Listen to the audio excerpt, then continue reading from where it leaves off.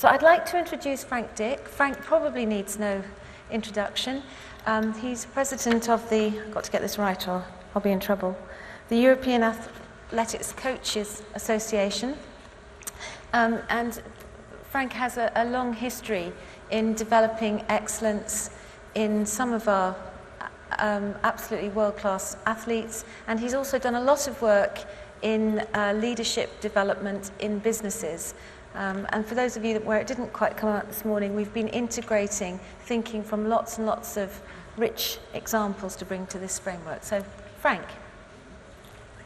Well, thank you, Christina, and thanks all you other fellow megastars.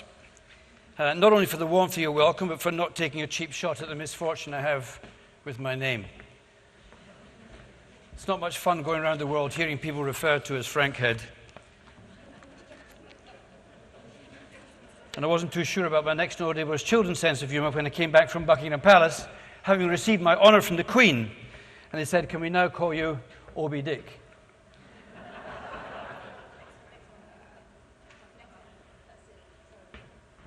Are we okay now? But we're not here to discuss these things today, and I'm not going to do the same kind of presentation I normally do with you. I'm going to play around with a few concepts because you've had a good battering today so far, and I shall keep this as brief as is sensible for persons as intelligent as yourselves who want to bite in to where we go in leadership and in coaching. You see, I think that what we've got to learn to be, whether we're coaches, managers, or leaders, is more like coaches and less like cops. We're not there to judge and administrate. We are there to develop and enhance. Just a little reflection in your mind now. If I was your coach and we had an end-of-the-year review, would you see me in a slightly different light than if I was your manager? I think so. You would look to me to be on your side. With the manager, you're not 100% certain, because that person can judge, can alter your life in ways that sometimes you don't like. But the bit is, can we change that? Well, of course we can. And those of you who know me knew for sure you'd see this slide today. Atticus, Shelled consultant in the exploration area, he came out with this quote, and I believe this is the best quote I've ever come across, either in sport or in business. Probably the only sustainable competitive advantage you have is the ability to learn faster than your opposition. Now, I don't believe there's a single person in this room that would argue with that, is there? Of course not. You're very intelligent people. So here's your no-brain question. Do you think you can learn faster in life by only having access to your own experiences out there, or by having access to the experiences of everyone else in this room? Come on.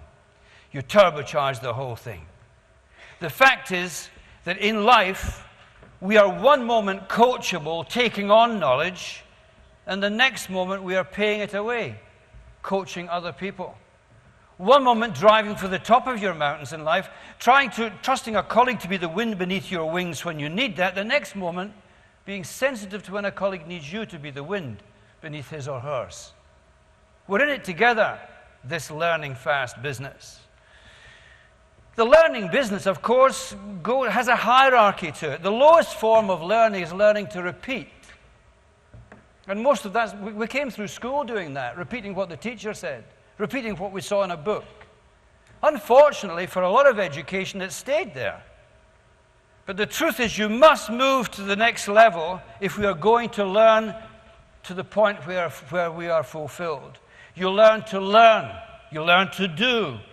You learn to be, and that's related to other people's expectations and what the world looks like now. But ultimately, you must learn to become, to go beyond the horizon, which is only the end of what you can see. It's the start of where you can realize your dreams. Well, in coaching, this is the model we all work to in sport. You put the athlete in the center, so it's athlete-centered. The coach makes the decision, so it's coach-led. And outside here, you have resources that the coach must have access to to provide the athlete with the advice they need. You see, the coach can't know everything, and you must never make someone the victim of your limitations, especially when you're developing them, whether they are your own children or somebody else's. There are only 3 things you have to know as a coach. You've got to know what you know, you've got to know what you don't know, and you've got to know somebody who does. And once you've got all that stuff sorted out, then you can come out with a pattern like this. In some of these models, you're in the center and someone else is here, accessing the resources that you need access to that possibly the coach doesn't have as a competence himself or herself.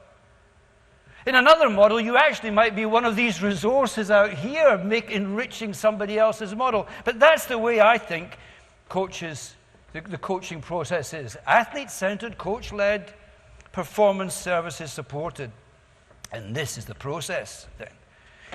Our job as coaches is to prepare athletes technically or behaviorally for performance.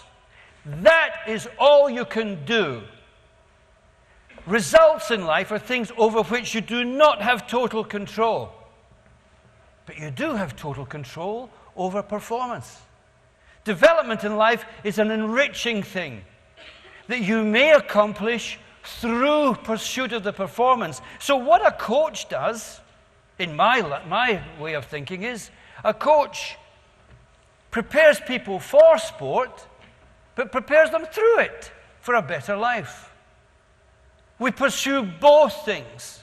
Some of you may have had some contact with BT 100 years ago when we actually conducted this program for a better life as a campaign. And this I would really pass on to you as in your development in your own businesses out there. Can we, in the process of developing people to be better, to deliver at work and in the business context, can we, in the process, develop them for a better life, to enrich that? I tell you what, it's got a fantastic payback, because people then, outside, begin to bring these skills to work. And suddenly we realize we're not dealing with 2 people here, one person out there and another person in here. It's actually the same person. I spoke about behaviors, and there's actually 3 key behaviors that we must work at in life. The first one is to take personal ownership of every moment in your arena, however you define these things, to turn it into an opportunity to win. Your second responsibility is to take considered risks in decision making to turn opportunity to advantage, to be a winning difference. And your third one is just to do it effectively, and excellently every time, to go for the win. It's an odd acronym. ODD, own, decide, do. Now, I won't go through all of them, but I'll stick with the first one. Because in the first one is the essence of what it is we try to do as a coach, to deliver all the bits I've just spoken about before, to know your job's done. Khalil Gibran, in the book The Prophet, about halfway through, and if you've not read it, buy it. Very nice little book. On the way home, read it this weekend. It'll change your life. It changed mine. He was asked, the prophet, what of parents and children? And he said, the parent is to the bow as the child is to the arrow. And there we have it, folks. That's our job in life. Give people direction, give them power, but we're supposed to let them go. We unleash them. We give them ownership. And my basic question to everybody in this room then is that, do you prepare your people to let them go? Do you prepare them to take ownership? And worse still, do you prepare yourself for that moment? If you're a parent, it's a toughie. I tell you now, I cried when my daughter, I said that everybody else were fairies when they cried. When I took my elder daughter, to Erin to St. Andrews, and I was stood there in that car park, and I was going to say goodbye. Phew. I was not ready for that. I was asking myself all sorts of questions. Had I coached her? Had I developed her? Had I made her okay out there? But also I had to realize I hadn't made myself okay. I wasn't ready to let go. I tell you what, that happens in management, leadership, coaching, business, whichever way you go. as you go through the process of coaching, I think maybe there's 4 steps. I know all the purists in this room will have bunches of other ideas about this, but there are 4 broad stages. The first one is you're the light, because the person you're coaching doesn't know where they're going. You've got to show them the way. You must light the way for them. The next one is you've got to pass the light on to them. They've got to be able to light their own path. Next, of course, you are the mirror that reflects the light, and ultimately you get out of the light because you're casting shadows. Your idea is to let them go. This first style is kind of directing. The next is coaching or teaching. The next is supporting. The next is counseling. At the top end, the coach is in the lead. In the bottom end, the athlete's taken over and the athlete's ready to go. Whether it's an athlete, child, whatever, you know what I'm talking about here. 100 years ago, I went to this wedding of a young couple in California. Graham Bolton was going to marry Beatrice, and they'd fallen she'd fled the Cuban uprising. They'd fallen in love in an international university, and I was invited to this wedding, and I thought they expected me to bestow some senior wisdom on them. But actually, she bestowed some pretty good wisdom on me. She said, "Frankie, I wish you in life the only 2 gifts you can and must give to your girls."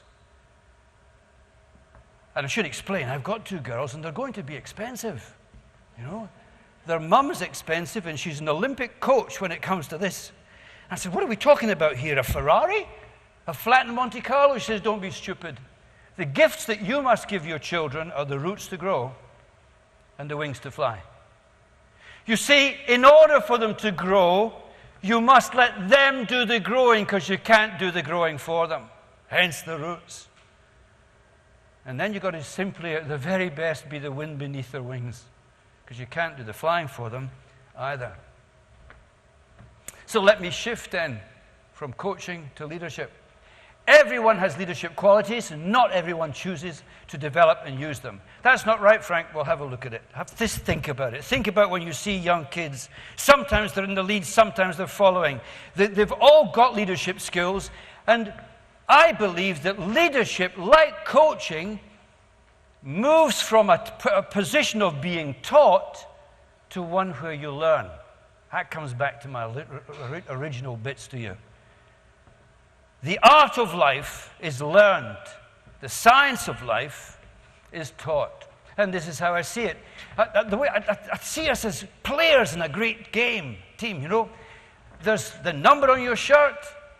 That's your role in life and so on. There's the badge on your shirt. That's what we belong to, what pulls us together. And there's you in your shirt, what's uniquely you that you bring to the party. You'll notice how I've done this. At this end, some things are more important at that end than that end, but some things are less important, and they become more important as you grow through life experience. And the way I see it is the science, basic knowledge, front load it as much as you can. That gets less and less important, trust me, as you go the way through.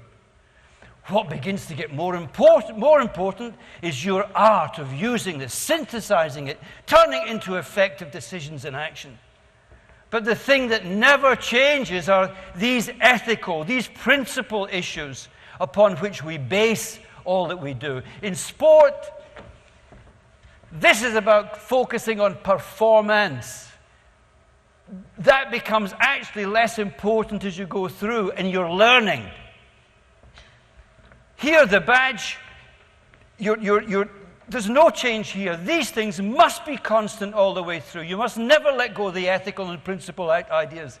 And this bit at the top, this is where you more and more are bringing you and your difference to the party. Has it ever occurred to you that everybody in this room, you're as great as you are, not because of the bits of you that are the same as everybody else, but the bits of you that are different? It's your difference, your uniqueness that makes the difference. You are the winning difference because of that. And as you start off, the way I like to think of this bit here is the chief coach of the Béziers Rugby Club said, when the genius comes to work with my club, the genius first must work with the team, and then the team learns to work with the genius. Never try it the other way around. So there's a growing. Do you understand? There's a growing as we go through this process. But what of a team then? I've mentioned team. Many of you will know this character, Ronaldinho. Yes, very famous football player, one of the greatest players in all time, certainly of his generation, certainly the richest in his generation, entitled to have a giant ego, and he was asked, what's your role in the team? And understand this, when I was looking at this to begin with, I was thinking, I must find out what the essence of being a great team player is, and this is what I looked at. My role in the team is to create plays, to provide the last pass before a goal is scored, to assist. To assist? Ronaldinho? This genius? He's an assistant? I don't think so. This is my role. To put a teammate in a position to score, that's my biggest concern. So when I train, one of the things I concentrate on is creating a mental picture of how best to deliver that ball to a teammate, preferably leaving him alone in front of the rival goalkeeper. So what I do always, before a game, always, every night and every day, is to try and think up things, imagine plays which no one else would have thought of, and to do so always bearing in mind the particular strengths of each teammate to whom I'm passing the ball. So when I construct those plays, in my mind, I take into account whether one teammate likes to receive the ball at his feet or ahead of him, if he's good with his head and how he prefers to head, whether he's strong on his right or his left. That's my job. That's what I do. Oh, so here, let me ask you a question now then. You know, I said I was looking for teamship. If I was looking for a pretty good description of world-class leadership, would it actually be any different than that? Putting your people in a position to score, to be the best that they can be. One of the problems we have, of course, in coaching in business is that people think it's a punishment, right? You get it because you're in trouble, you're not doing very well. But you don't have to be sick to get better. Why did David Beckham, year after year, session after session, practice the dead ball? Frankie was the best in the world, I know, and he intended to stay that way. Why would Daley Thompson want me, or Boris Becker want me, or Katarina Witt want me to be there with them when they already were the best in the world? Because they wanted to be better. Nothing to do with me, I don't think, but the fact is they had the will to learn to become. So what's winning? Because you'd expect me to say a wee bit about that. 100 years ago, when I was a Scottish national coach, I used to go around the tracks of Scotland working with coaches just like yourself. And every now and again, I'd go to a village and be working away, and out of nowhere, kids would appear, getting out of school early. And I'd be working with you, and out of nowhere, your little voice, Mr. Dick! Well, with a name like mine, you do not turn around straight away, because you don't know what's going to come next. Mr. Dick! Mr. Dick! Yes? Will you coach me? Well, not at the moment, because I'm working with these people. Will you coach me later? Yes, fine. When? When I'm finished working with these people, I'll come and work with you. When's that? Look, you go and sit in the stand and keep yourself warm. I promise you, when I'm finished working with them, I'm going to come and work with you. Promise? Yes, see ya. Fine. Now, after I finish working with you, I start coaching her, and she wants to be a 100 meters athlete. We work for a few weeks. She goes to her first race, and she lines up with another 7 kids. On your marks. Set, bang, runs down the track, hurls herself at the line. 8th out of 8 in 18 seconds. Running back, Mr. Dick, I was last. No, you weren't last. I was last, you saw. I was last in that race. No, you were not last. You were 18 seconds. What do you mean? Well, look, you've smashed the 20-second barrier. I had you down for 19 seconds, and you're a whole second faster than that. Do you know what this means? No. This means it's your lifetime best performance. Really? Yes. It's your own personal world record. Really? Yes. And in some ways, you're a first. What do you mean? You're the first athlete I've ever coached who's run 18 seconds for the 100 meters. Now, in a few weeks, she's got another race. What does she think winning is now? 17.9. She'll grab a flag and run round the track, right? because this is what my definition of winning is: being better today than you were yesterday, every day. There's an elaboration on that. John Wooden, the legendary basketball coach from UCLA, the late legendary, he said, winning is that sense of fulfillment that comes in knowing you've done all you can do to be all that you can become. Back to that. So she keeps going, and after a few weeks, she's fighting with other kids to get to the line. But you're thinking, well, surely Frank, winning now is beating them. Not if it's in 19 seconds, it's not, or we've killed our definition. You see, the reasons you seek out the tough stuff is it's the only way to challenge you to be better. And in my picture of life, there's an essential tension when you're coaching and driving people to be as great as they can be. It's like somebody going across a circus tightrope wire, and you, the coach, are the wire. There's an essential tension there. Too much support, it sags, you won't get anywhere. Too much tension, it breaks, the kid's gone.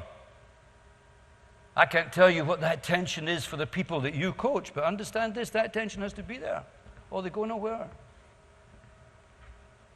You don't learn to climb mountains in life by going round them or by asking for an elevator. You learn to climb mountains by climbing mountains, by taking the dangers on that are there. That's what it is. You become better through challenge, not by being given the soft options in life. Was that what John F. Kennedy had in mind when he addressed Rice University and he said, we are going to the moon and do these other things not because they're easy, but because they're hard. So she keeps on going until one day she's the one and only. But the truth is she always was, is, and will be. I'll explain what I mean by that. I'll tell you a story about my two daughters, Cara and Erin. They're both very successful professional women now, but they weren't always like that. They were teenagers once. And when they were teenagers, on a few occasions, we had to have things that we refer to as one-to-ones. I'm not sure if you're familiar with this expression. And when we had these one-to-ones, I did this separately, and both girls came back to me afterwards and said, Daddy, if you've got something to say to me, can you say that too, because it makes things right. And this is what I said to them. You are the best in the world at being who you are. Don't ever try to be someone else. Just be better at being you. And what's my point here? Has it ever occurred to you that in all of time, there's only going to be one of you? You sitting in that seat right now, yes, it's you I'm speaking to. In all of time. There's not somebody else out there that's like you. By definition, then, what you can bring to this world, no one else can, because you are unique. And everybody who works with you is unique. Only you can bring that energy in your time to make a difference to your family, to your business, to our culture, to this planet. I want you to make a vow to yourself that goes back to the point I've just made. How can you be the best that you can become so that when it comes to the end of whatever time, you can look back at this huge jug of energy you've got and against the time that you had, and you look back and say, I used every drop in that jug to make the world a better place than the one I came into. You are the winning difference in life. As a leader, I would want you to do that for me, to be the best that you can become. As a coach, I'd want to be part of that journey to make sure you're the best that you can become. One of the great coaches of all time, Abraham Lincoln, said, if I had 8 hours to chop down a tree, I'd spend 6 of them sharpening the axe. That's what a Center for Coaching Excellence is going to be about. That's what everything we've discussed today is about. Putting in the preparation so that when we do deliver what we have to deliver in our lives, we will be able to look at that jug and say these things. So, my last point to you, be prepared to learn faster. Thanks very much indeed. Enjoy the rest of your day. Thank you.